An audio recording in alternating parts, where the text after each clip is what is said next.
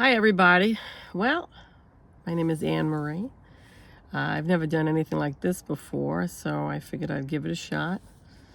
Yeah, so I'm kind of interested in hearing about you guys and your experience, and I'll tell you mine so far. Am I over 40? Yes, I'm sure you can tell that. Am I well over 40? Probably so. Yeah, actually, of course I am. You could tell that I have to dye the roots of my lovely dew here. Garnier Fructis, I'm coming for the box job. Yepper, because that's what I can afford these days. I started out with a focus on education. I was in honors classes, I was on the honor roll every year since first grade. I skipped kindergarten straight to first. And had kind of a clear path. Went on to college. Took out so many loans to do so. I had some grants, some TAP, Pell grants back then. I don't know if they even do that anymore. Graduated magna cum laude. Got a job in my choice of careers, which at the time was human resources management, and I excelled.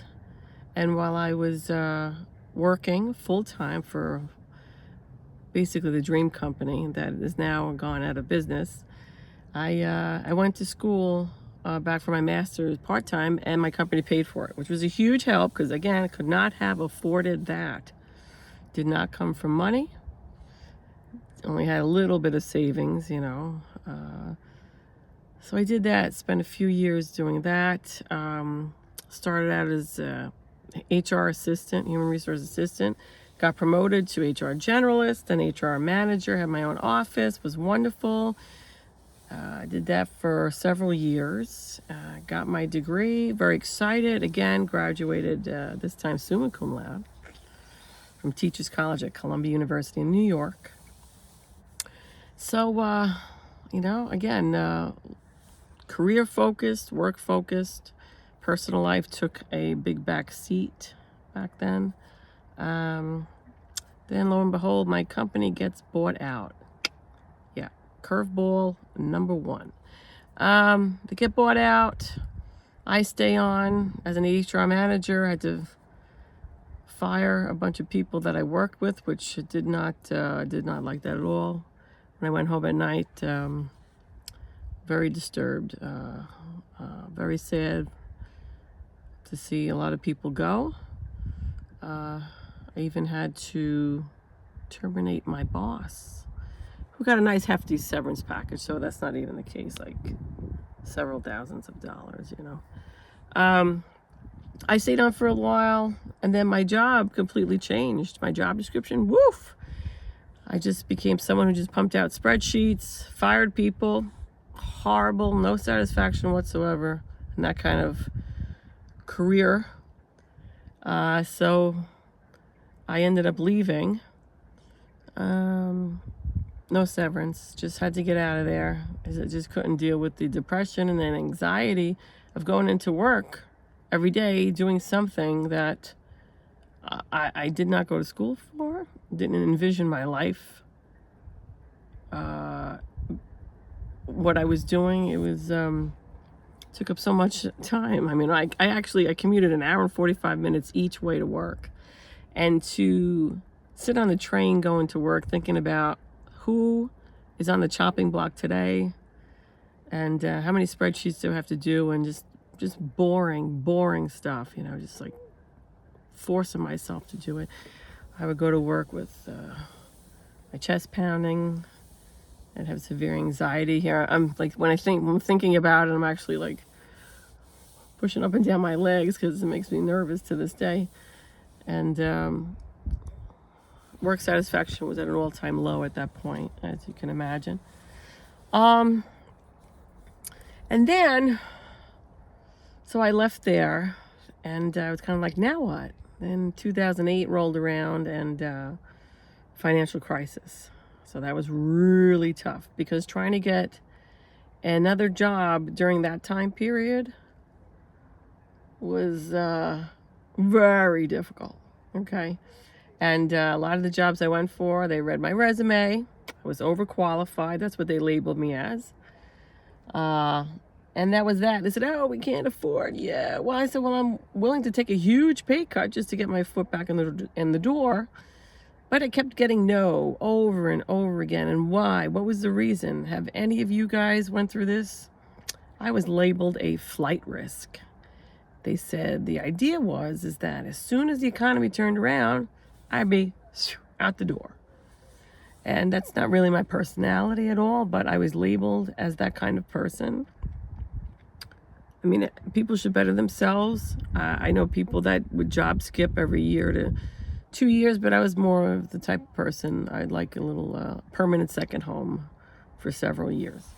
So after being labeled as such for so long, and so many resumes being sent out, I just figured I didn't know what to do with myself, and I needed to make money. So I took up a side hobby, which I was always interested in, making jewelry and crafts and things like that. Started making wire wrap jewelry. I don't know why, drawn to wire. You know, you have like a completely, like, you know, just a couple of wires, and you could actually make rings and earrings and go sell them at craft shows and festivals and fun things like that. Well, I started doing that just to make some money. In the meantime, while I waited for the economy to pick up again. Yeah, okay. I would get up at 4 o'clock in the morning, drive my butt down to Pennsylvania, do some of the flea markets that opened up at 6 o'clock there. Made a little bit of money, drove all the way back, about a 2.5 hour ride, but I did whatever I could, you know, to make ends meet. You know, it was hard. It was very hard. Trying to pay rent, not knowing where your next amount of money was coming from. So I tried to do as many flea markets as I could, some craft shows. I did out in New Jersey. That helped a lot. I mean, the price of admission was about $150 for a show back then, and now it's more. But you know, you'd make $400-500 for the show, not clean. You know, you take your expenses out, gas, tolls, the cost of the booth fee, about $150. You know, you're left with a couple $100 in your pocket. Okay, fine. I'm not complaining. Did that Saturdays and Sundays when I could. Just kept paying my bills. There was no savings anymore. I mean, after the financial crisis too, I had a 401k. I was very big into, okay, take 10-12% of your paycheck, tax-free income, put it towards a 401k. Back then my company did have a pension before they kind of went under. That was dissolved, the pension, the whole bit, even while I was there. I mean, not many places you can go to now that you're gonna get a pension, maybe civil service jobs. That's about it. I mean, any of you guys know of where pensions is still being paid if you're not working for the government? Let me know. Ears are always open, you know.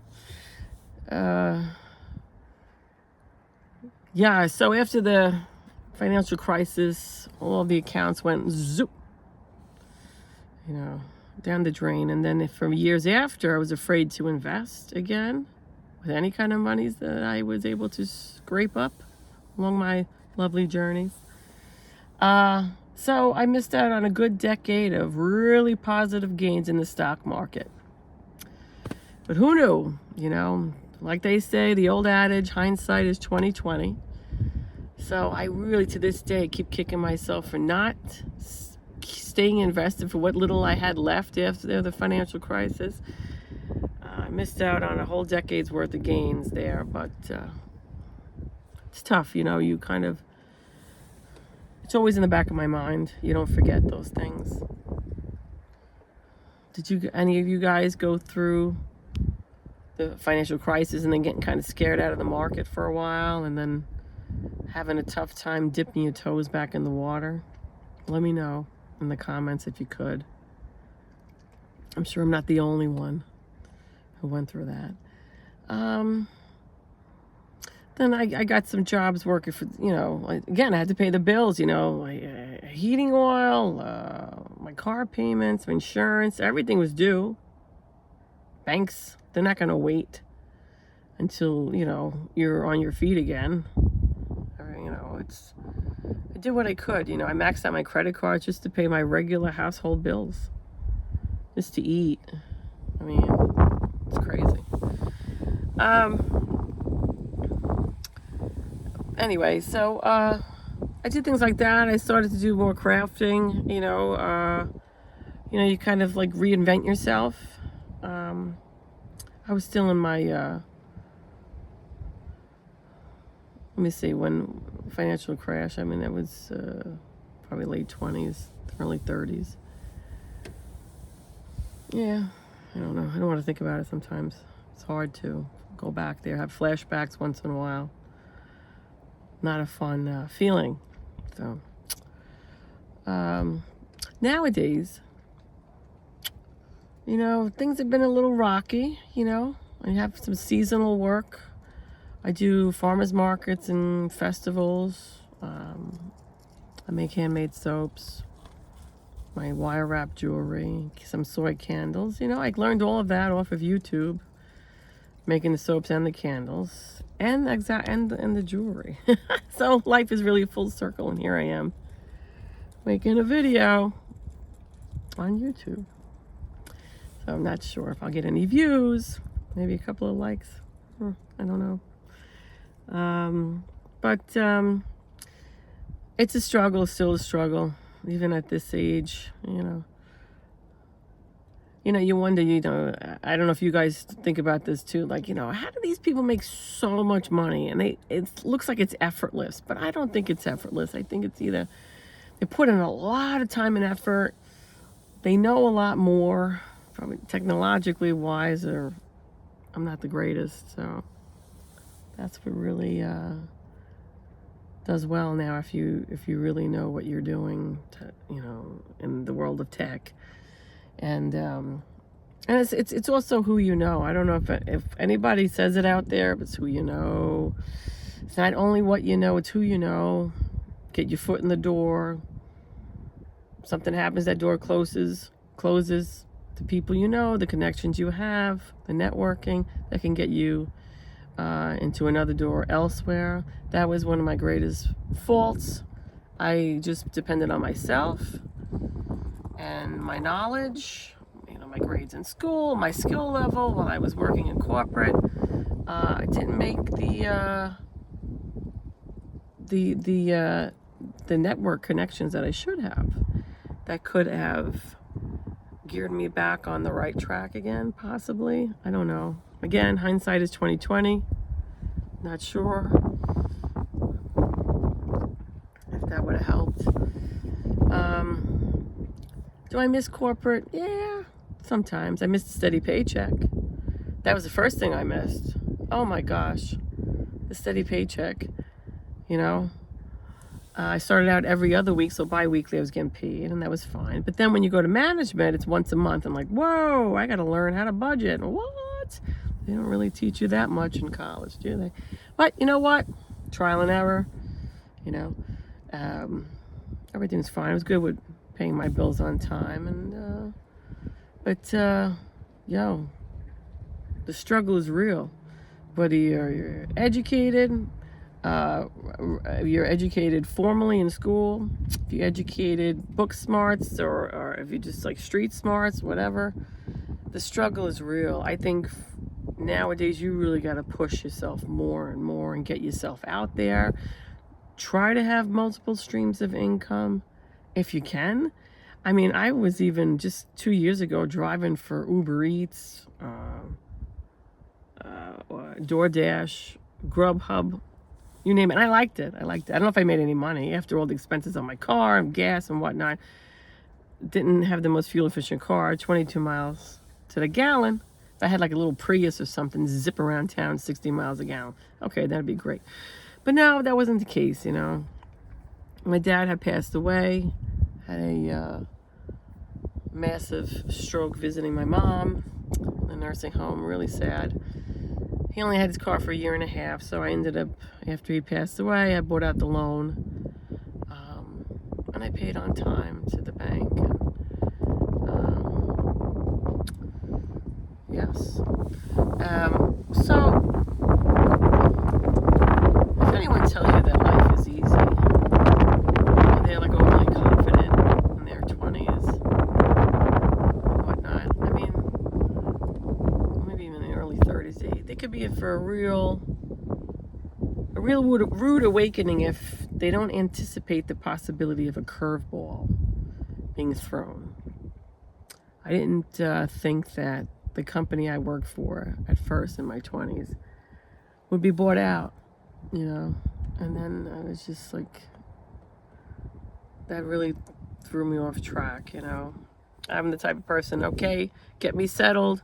I'll work 30 years in the company. If I like the company and you treat me well, you got everything for me. I'm 100% on board. I will go above and beyond. But nowadays, corporations are not like that. There's no sense of loyalty to their employees. You're just a number, a cog in a wheel. There's not a lot of respect for employees. And I think in turn, the younger generation has a different kind of work ethic towards their employer. I guess I understand that. I'm not exactly sure, but I was internally motivated. I still am. So I want to always do a good job, no matter what I'm doing. Even driving for these delivery apps, I still want to do a great job, you know. But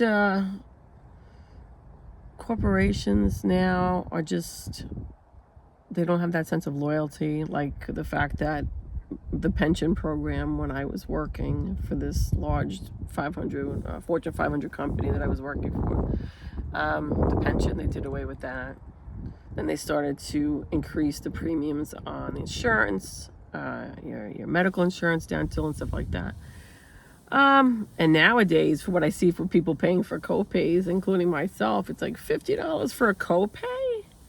What? To see a specialist, $35 for primary care. It's like, geez, and then you got to pay so much more out of pocket. It's like, it's really difficult. I mean, I don't know what it's going to be like for these young people in the future. You know, I don't want to be negative. I'm a realist. I try to maintain a positive attitude, but it's hard. It's really, really hard, you know. You know, maybe if you guys want to either subscribe to my channel, I intend to upload, hello, as you tried to say, more videos and show my craft, you know, my wire wrap jewelry and things like that. And, maybe soy candles down the line. You know, subscribe to my channel. I mean, I do have a lot of experience, and I've seen a lot of things. I've interpreted a lot of things. I'd like to share more with you. I'd like to get your views on the economy now, on corporations, on the work ethic of young people, and how it compares to older people. Do you see a difference in work ethic? Do you see a difference in company loyalty to their employees?